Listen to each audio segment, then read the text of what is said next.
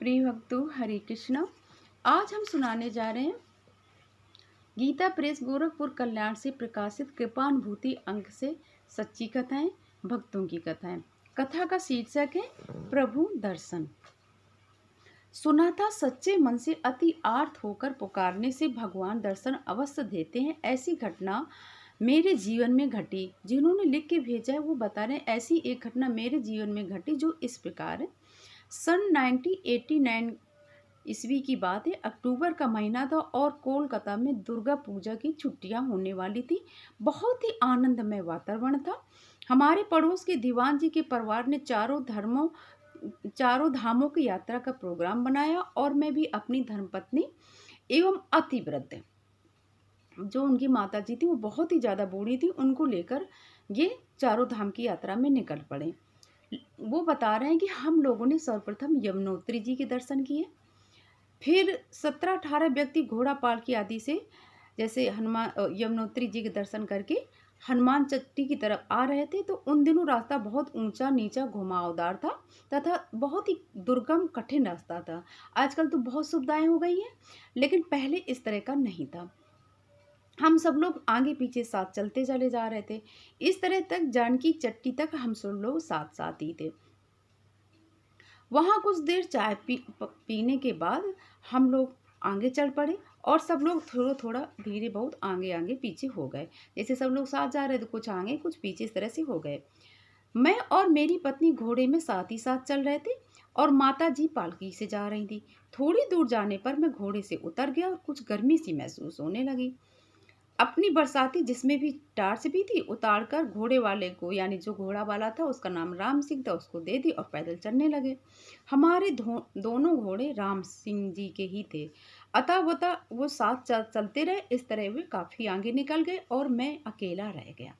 अचानक ही मैंने देखा आगे तो रास्ता ठीक ठाक सा नहीं है, क्योंकि अनजान रास्ता सब लोग नहीं जाते हमेशा। तो जंगल सा नजर आ रहा है। मन में कुछ घबराहट भी होने लगी। मैं काफी डर सा गया था और जोर से आवाज लगाने लगा। मैं रास्ता भूल गया था, मुझे कोई रास्ता बताओ। इस तरह कुछ समय और निकल गया। अचानक मुझे अपनी बाईं तरफ पहाड़ से एक पगडंडी टाइप की दिखाई पड़ी और मैं उधर ही चल पड़ा। लेकिन थोड़ी दूर आगे चलने पर मुझे एहसास हुआ कि आगे तो कोई रास्ता है ही नहीं है और मैं घोर जंगल में, तो घनघोर जंगल में घुस चुका था।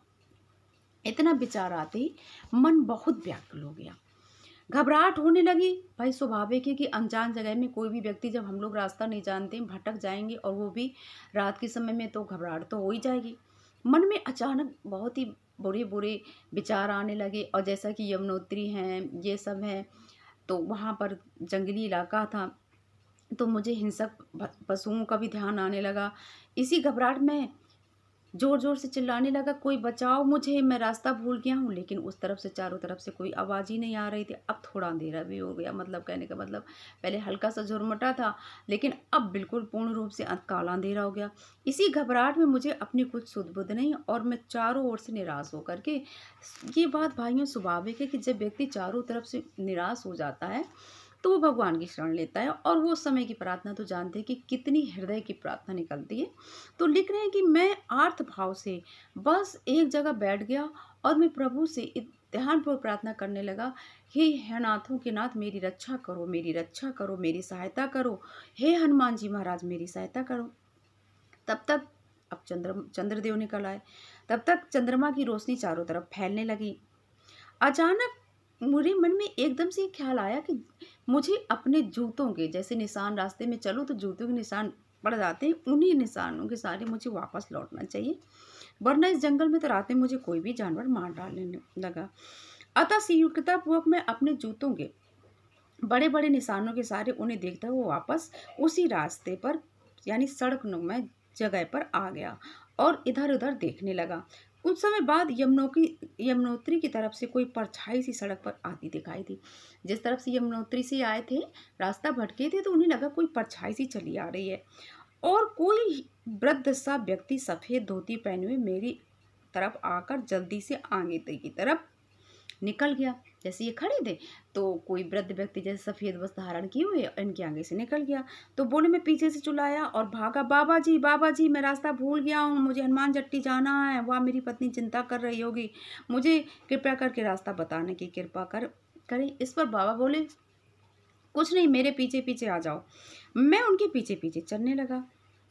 थोड़ी देर में मैंने उनसे प्रश्न किया कि बाबा जी, आपको ठंड नहीं लग रही है? इतनी ठंड में सिर्फ एक पतली सी धोती और एक चादर आप पहने हुए बोले। तो बाबा जी ने क्या बोला, तुम्हें भी कहाँ ठंड लग रही है, ये तो सिर्फ तुम्हारे मन का भ्रम है। देखो, तुम्हारे नाक और मुंह तो बिल्कुल खुले हैं, फिर भी तुम्हें इस समय क्यों नहीं ठंड लग रही है? इतना कहकर वो चुप हो गए और मैं चलता रहा। अचानक मेरे मन में उनका चेहरा देखने का ख्याल आया। वो, क्योंकि वो जो बाबा जी आए थे वो उनके आगे आगे जा रहे थे, आया तो उन्होंने सोचा कि मैं थोड़ा दौड़ के आगे निकल जाऊं। तो मैं तेज़ी से आगे बढ़ा ताकि उनका मुंह देख लूं।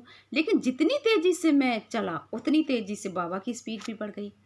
मतलब वो और भी तेज़ी से चलने लगे। मतलब कहने का कि वो भैया लिख रहे हैं कि मैंने बहुत कोशिश की कि मैं उनके आगे जाके उनका चेहरा देख पाऊँ, लेकिन जितनी तेज़ स्पीड मैं करता था उससे भी ज़्यादा तेज़ बाबा जी की स्पीड हो जाती थी और मैं उनके आगे जा नहीं पाया। वे हमेशा मेरे आगे ही चलते रहे। मन में थोड़ा चालाकी का विचार आया और मैं बोल उठा, बाबा धीरे चलो, मैं बहुत थक गया हूँ। अच्छा, तो अब बाबा जी देखो पीछे मुड़ के नहीं देख रहे हैं। अब आप इन्हीं बातों से समझिए कि वो कौन थे। बाबा जी बोले, अच्छा तो ये बताओ तुम क्यों नहीं धीरे चल रहे हो? तुम धीरे चलो अगर थक रहे हो। इतने में मेरी दाहिनी तरफ से एक आवाज़ सुनाई दी, बाबू हम आ गए हैं, आ रहे हैं, चिंता मत करिए। मेरा ध्यान उतर गया और बाबा बोले, जाओ तुम्हारा आदमी तुम्हें बुला रहा है, जाओ लेने आ गया, तुम जाओ। थोड़ी देर में दाहिनी तरफ से मेरा घोड़ा वाला मेरे पास आ गया और मेरे मुंह से निकला, राम सिंह। राम सिंह ने उत्तर दिया, हाँ साहब। अचानक बाबा का ध्यान आया, मतलब जो अब कह रहे थे, मैं अपने घोड़े वाले से जैसे बात करने लगा तो मुझे ध्यान आया कि बाबा जी जो मुझे यहाँ तक छोड़ गए हैं। तो मैंने मुंह घुमाया, भैया लिख रहे हैं वो, और देखा वहाँ कोई भी नहीं था।